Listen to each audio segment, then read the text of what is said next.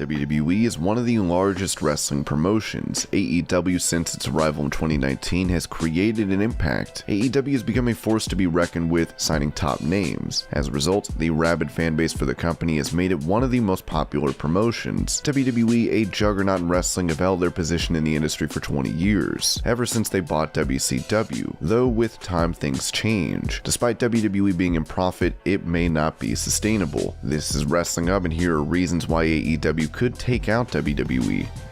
Before we get into the rest of the video, make sure you subscribe to Wrestling Hub and turn on all notifications to stay up to date with everything in the world of pro wrestling. Also, don't forget to follow us on Instagram at Wrestling Hub Official, and also follow us on Twitter at Wrestling_Hub.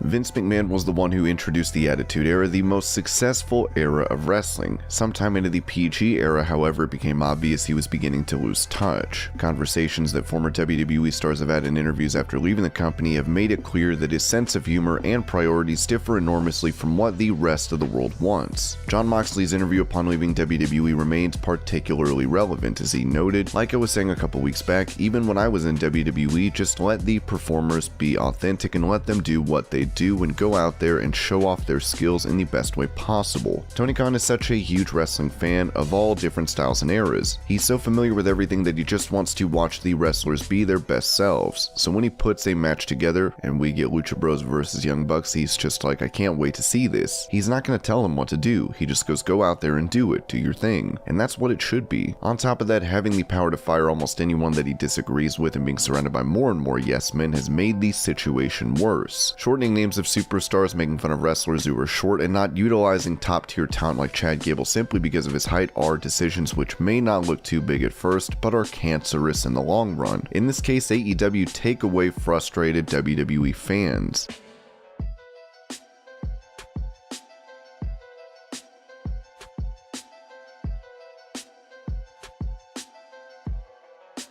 One thing is certain, Vince McMahon and Bruce Pritchard are in charge. They decided that NXT was no longer going to feature indie stars or those who were short. They would be getting talent from their developmental program and would be working on those who had not wrestled before. Whenever an indie star was coming to WWE, he was bringing fans. With WWE not wanting to sign indie talent, they have one destination, AEW. The main roster was already too focused on sports entertainment. For wrestling fans, they still had NXT, but now with McMahon and Pritchard at the helm, those fans will have no option but to turn to AEW.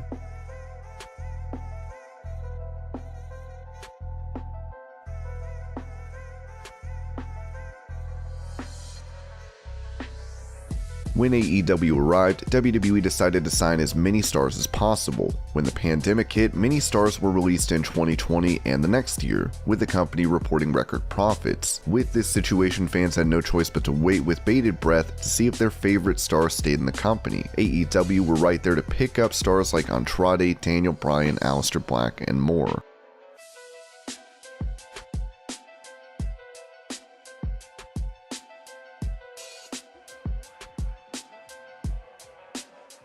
With CM Punk back wrestling, this has brought new eyeballs to AEW. Punk revealed the reason he was with AEW and not WWE, saying the latter was playing games with him during negotiations. I remember one of the first things I ever said to them was, above all, don't play games. And they played games. Some things never change. When you enter a conversation with people you have a past with and you know who they are, how seriously can you take it? I know exactly who they are, and they just continue to prove it. I'm trying to be as diplomatic as I possibly can. What I mean is, it's not all about the money for me, because if it was, I would have probably been the main event of WrestleMania this past year, or I would have been at the Royal Rumble. Everybody is different, every situation is different. There's some people that don't like me, so all they're going to hear is, oh, he's just doing it for the money, and I could give a shit. CM Punk alone can't be the difference between WWE losing out to AEW. Still, it's a huge win for the upstart promotion.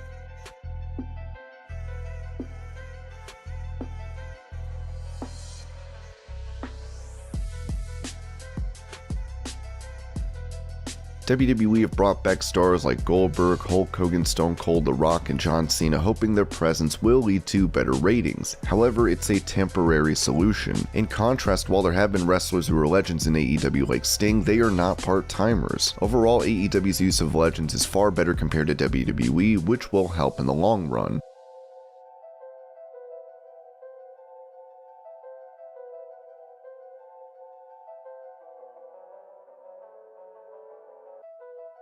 Every wrestling fan has become used to the idea that in WWE, stories change every week. In AEW, the focus is on long-term booking. The Young Bucks even talked about this, saying we want long-term nuanced stories, and sometimes you have to struggle and suffer a little bit to get to the climax of the story. Wrestling fans are just so used to getting exactly what they need at the snap of a finger now. Seeing the difference in method between this and WWE, the choice will be obvious for fans to look at better, well-crafted stories as compared to haphazard angles thrown together by WWE at the last minute.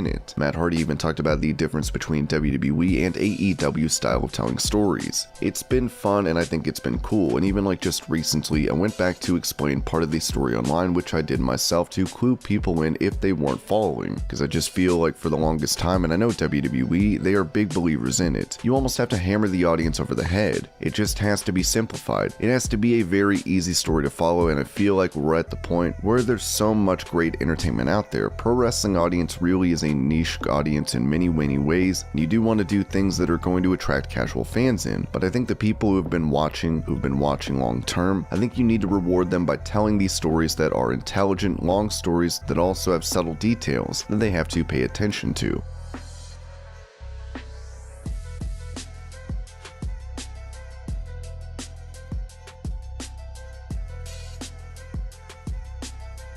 Money is what talks in WWE, and it has never been more obvious than recently, ever since Nick Khan entered the picture, especially given the mass releases. In AEW, while money is important, the focus is on storytelling and wrestling, with wins and losses shaping the rankings, making it easy to identify who is on the rise and looking to break out as the next big superstar.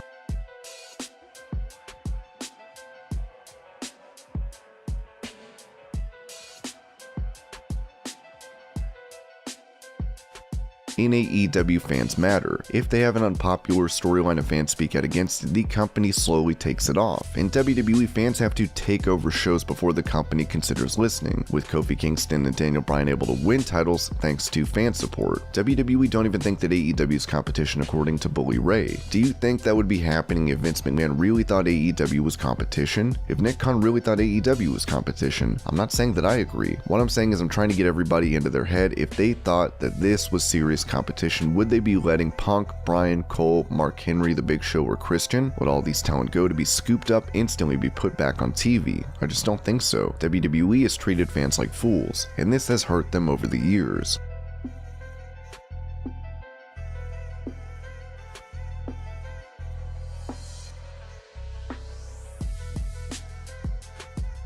The biggest example of WWE not listening to fans may be the Forbidden Door. WWE does not work with other companies if they can ever help it. In fact, most of the time, commentators are not even allowed to acknowledge that wrestlers worked in other companies in their career. New Japan, Impact, AAA, and AEW, however, decided to work together. With wrestlers going back and forth between promotions, not only do the companies have much larger rosters, the fans of all companies can tune into different promotions to see how their favorite wrestler is doing there. As a result, AEW has cleverly crafted the wrestling business around them. They managed to sign Daniel Bryan surely because of the Forbidden Door, as Bryan wanted to wrestle in Japan. Even Finn Balor talked about this, saying, "I love the idea of the Forbidden Door. I feel if I have the opportunity to wrestle in Japan or Mexico or Europe for whatever promotion, I'd love the opportunity to be able to do it. Obviously, contractually with WWE, they take care of all my dates and bookings and travel and organize everything. If somehow we could set up a relationship with WWE and these other brands touring around the world, I would love to challenge myself from different performers from different regions. Given that AEW has achieved all this in less than 3 years, it's safe to say they may be able to take out WWE."